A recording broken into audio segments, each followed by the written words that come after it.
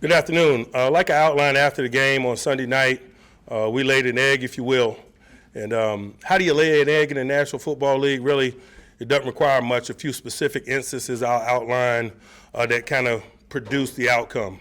We had a poor short yardage plan and poor execution of it in the game. And like I mentioned after the game, particularly in that type of environment, environmentally, it creates some short yardage issues for you in terms of use of cadence and snap count in that environment, and they're really good. But again, the plan wasn't good enough. The execution of the plan wasn't good enough, and really is significant when you put yourself in 4 or 5 and 1 like circumstances, third or fourth down, and you don't convert any of them. Man, those are 4 or 5 possessions, and you just can't afford to lose 4 or 5 possessions when you're playing a group like that, particularly in circumstances where you need to win the vast majority of all short yardage circumstances, and that's just the mentality that we live by.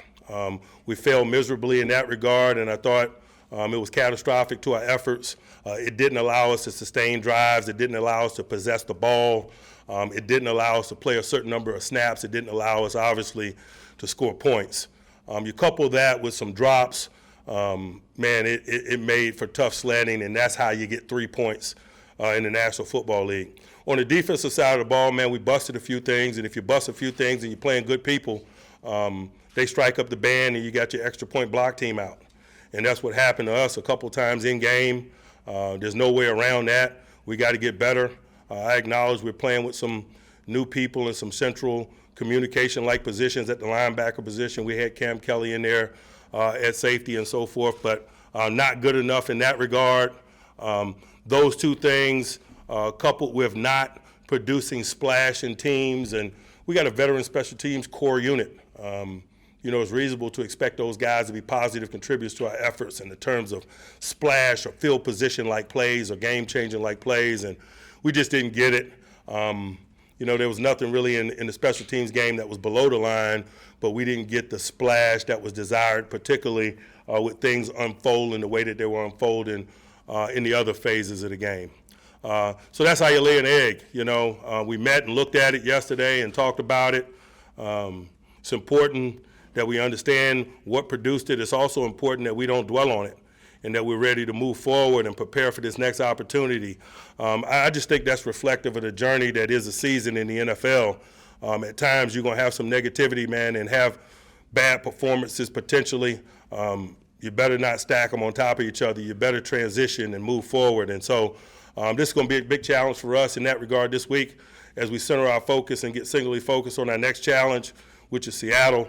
We're excited about getting it done in front of our home people and letting the environment be an asset to us. We're going to need that in terms of working to minimize Russell Wilson and company. I'm interested in our fans providing that atmosphere and us helping our fans provide that atmosphere.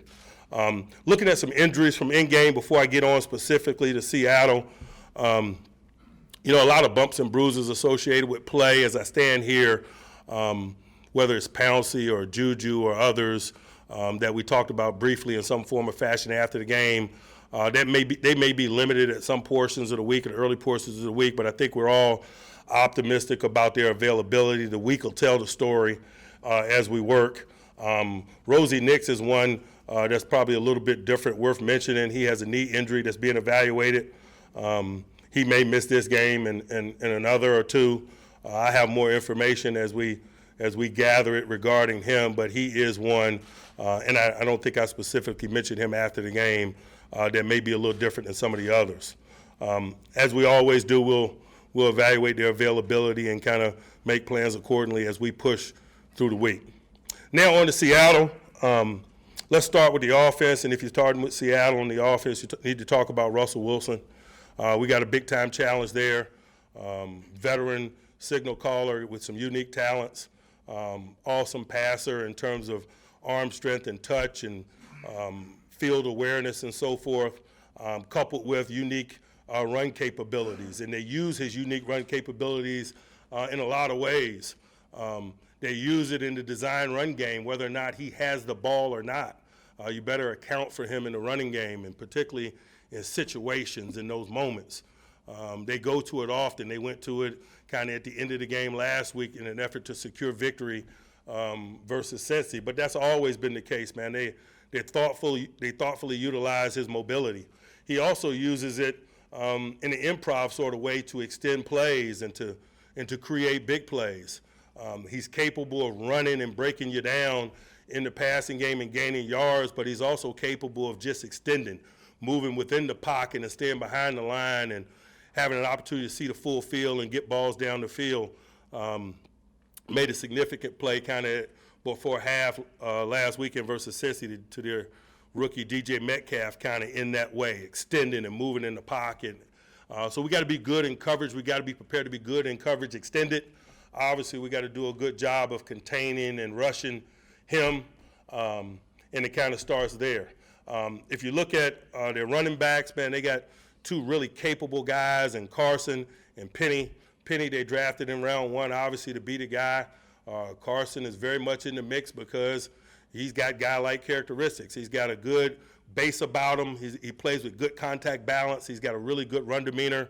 They utilize both guys and utilize both guys well. They even utilize both guys in the game together. So we'll be presented with some challenges with those guys in regards to the run game. In the passing game, like I mentioned, they got a top-flight rookie in DJ Metcalf who made some plays for him a week ago. They got a top-flight player in Lockett who's been a top-flight player for a number of years. He's significant down the field for him, made a big play in the Cincinnati game, but he's also a wide receiver screen and reverse type guy. A lot of the gadget type football goes through him because he's a significant kick returner. And so they're trying to find ways to, additional ways to get the ball in his hands. And they do a really good job of it, and they have for a number of years.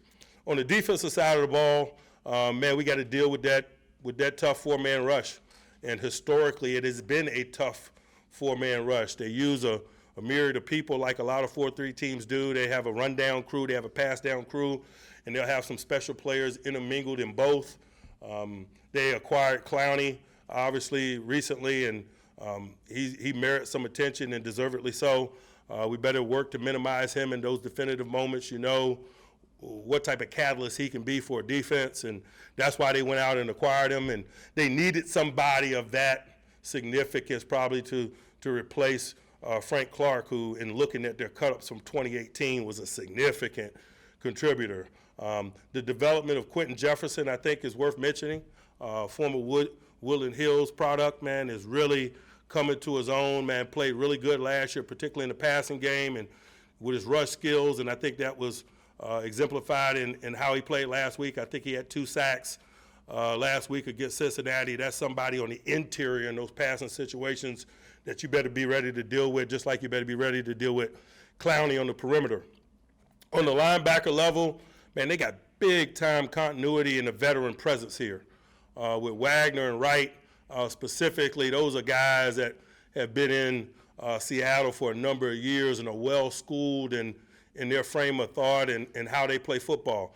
8-year veteran and 9-year veteran, man, they're a catalyst for a lot of positive things. They're really good in coverage. They're good in matchups. They're comfortable in a lot of circumstances, so much so with those guys. Like the Bengals were going 3 wideouts on 1st and 10 last week, and they were staying in base defense, allowing guys like Wright and Kendrick to match up in some situations with wide receivers. They appear to be very comfortable with that, and they have been not only schematically but the players themselves. Just big-time mobility guys, very good against the run and in the pass, and I imagine that those guys are really anchor points. If you look at what's transpired with those guys, maybe since the last time we played them, some of the Legion of Boom type people have moved on, but those guys are guys that have been a part of that program for a number of years and play that way. In the secondary, they got some exciting new young talent.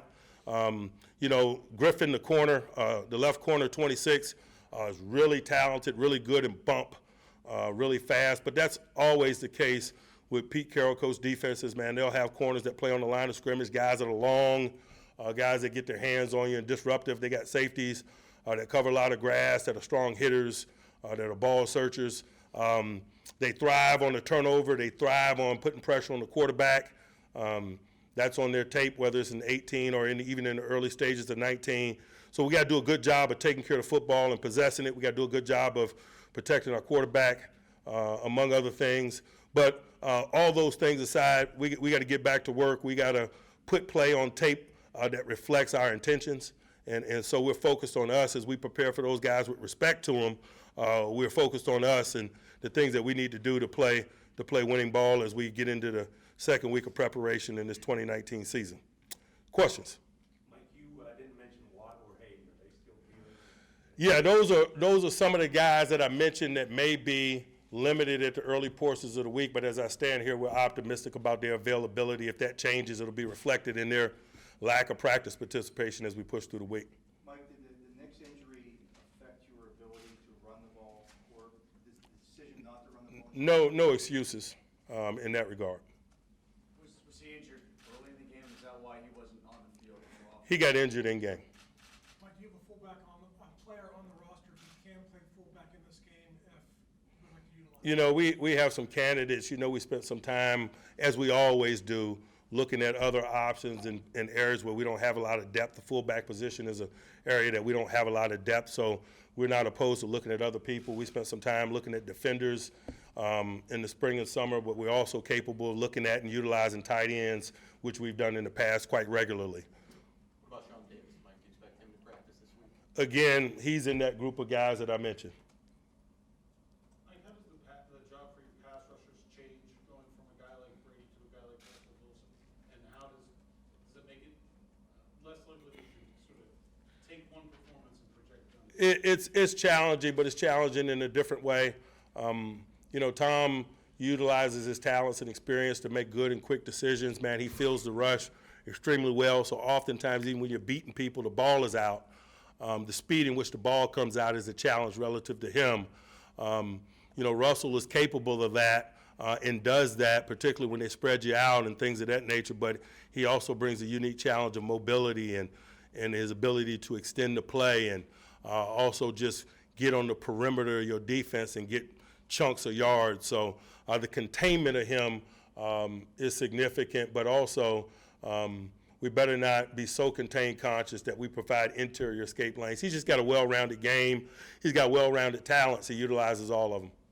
Are the Seahawks proficient at running a lot of those underneath crossing routes, pick plays, rub routes, whatever you want to call them? Are they proficient at that? And how do you school your defensive backs to stay out of the trash in that regard? You know, I'll let them state whether or not they're proficient at it. We got to work at getting better at defending it as evidence of our last performance, and that's one of the things that we have to do when I'm talking about us focusing on us and producing the type of play we desire to have. Mike, was there something matchup or otherwise that kept James Washington out of so much of the game the other night? I didn't view a lack of participation for James Washington in the game. I thought we played him a significant amount. He's a young guy. He'll continue to carve out a role for himself.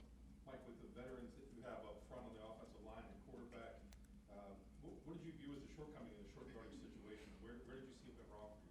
Again, like I mentioned, man, I didn't think our plan was good enough, and I didn't think the execution of the plan was good enough. You know, I don't know how to be any more black and white than that. You know, we got in 5 wides in one instance. They stayed in nickel, so we knew that they would be in zone. We ran a nice zone concept, and we dropped the ball.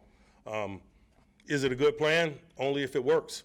If you don't catch the football, it's a bad plan, for example. So collectively, we own that performance, particularly in the short yardage area. Mike, how do you evaluate your receiver crew? You know, like all of us, man, we're 0-1. And we better be scalded because of that, and we better work our tails off as we prepare for our next opportunity, man. There will be no division in this group. This is how we're wired. This is what we put out there. We're foaming at the mouth for our next opportunity. We better be. Who was handling the defensive calls with the dot and helmet? How were there communication problems at all that you noticed? You know, there's always communication problems early in the year. I don't want to make more out of that than what it is. T.J. Watt carried the dot in the last game because he was probably the most indispensable second-level defender, a guy that's positioned within the group to communicate with those in front and those behind. Obviously, with the way that we were rotating our inside linebackers situationally, those guys were moving in and out of the game. There would be more fluidity if we had the dot on Watt, and that's why we did it.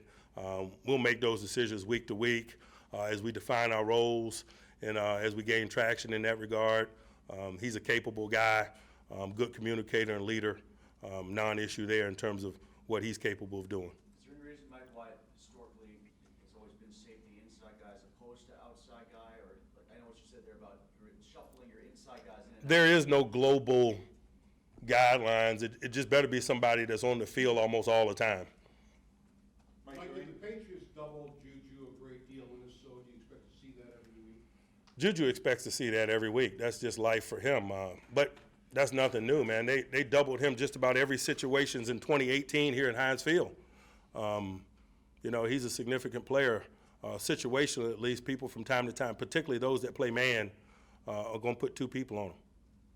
Mike, how do you evaluate the play of Kim Kelly in his debut and that shuffling of defensive backs on the forward? 0 and 1. He got some work to do. We've got some work to do, all of us.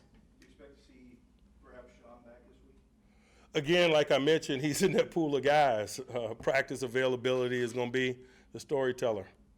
Mike, is there any concern with an outside linebacker calling the plays and getting across the field, especially on the road, or it doesn't matter at all? No, it's not. It's not a concern. You could say if I had it on the left safety, how would he communicate with the right side of the defense? We're probably making more out of that than what it is. Was there anything, you're confident about not being ready for prime time, anything mystical, or was it just not executing? No, it was just. Atmosphere, environment, opening day? No, it was just not executing. When I talk about ready for prime time, I'm talking about the quality of execution and detail required to perform, not the peripheral stuff. No. You guys weren't like off your feet? No. What I'm talking about when I'm talking about ready for prime time is quality and detail and execution. Mike, is Matakevich one of the candidates in-house potentially for some fullback work? We're just at the beginning the stages of discussing that. If we need a fullback, there will be somebody representing that position on Sunday. I'll assure you of that. Another offense tries to hit you with a lot of those pick plays, crossing routes. What can you do to combat that? More press? Is it passing those guys off? Or? You know, I don't know that it requires that we do anything differently than what we did on Sunday, but it better be done at a higher level than it was done on Sunday. Y'all typically carry 3 active roster quarterbacks, not on Sunday. Is there any functional difference between, that and this, other than just? Not on Sunday. You answered it. Coach, you used the word development a little on your press conference. 2 players I'm going to ask you about. Devin Bush and Deontay Johnson. I know it's early, but could you talk a little bit about their growth? Could they get some playing time? And 2, could you also talk about what it takes to get players to matriculate through the league and to become quality professional players? You know, it was a solid start in terms of their ability to contribute to our efforts and some of the production opportunities that they had in the game. But we expect those guys to grow in a big way and be more significant contributors and have more detailed efforts and contribute more. And it's reasonable to expect that to occur week to week. But I'm sure Seattle is feeling the same way about DJ Metcalf, who had an opportunity to contribute to their efforts a week ago and make a few plays for them. But we better not expect his contributions to remain the same this week. His role and the expansion of his role is going to grow week to week, potentially at the early stages of this thing. And I think that's the traction that we all are trying to find with our talented young people at this stage of the journey in the National Football League. Aside from being a physical specimen, what did you notice about Metcalf coming out of school when you guys? That's a good place to start. He's a physical specimen. He looks like a linebacker and runs like a wideout. He's a talented guy. He creates some matchup issues. He's freaky. Based on what transpired Sunday night, do you expect any difference in the division of labor among wide receivers this week? We're still in the development of our plan and the distribution of our guys this week. But that's a process that we're going to go through, particularly at the early stages of the season, every week, not in reaction to what transpired in Stadium Sunday night. It's just the nature of this thing as you harden up your division of labor and find your personalities at the early stages of this thing. Anyone else?